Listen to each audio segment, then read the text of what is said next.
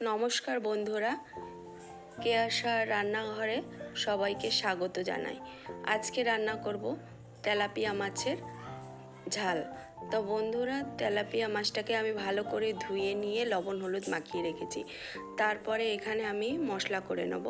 মিক্সির বাটিতে একে একে মশলা দিয়ে দিলাম, সাদা জিরে, কালো জিরে, কাঁচা লঙ্কা।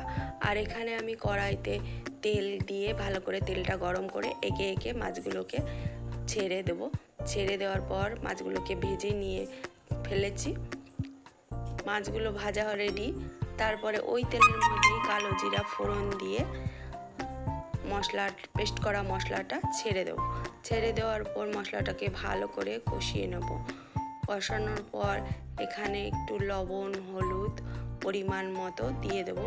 আপনারা আপনাদের পরিমাণ মতো লবণ হলুদ দিয়ে নেবেন। তো বন্ধুরা, এই লবণ হলুদ দিয়ে আমি আবার আর একটু কষিয়ে নেব। তারপরে কষানোর পর জল দিয়ে দেব। জল দেওয়ার পরিমাণ মতো জল দিয়ে তারপরে জলটা ফুটে উঠলে তারপরে আমি এক এক করে মাছগুলোকে ছেড়ে দেব।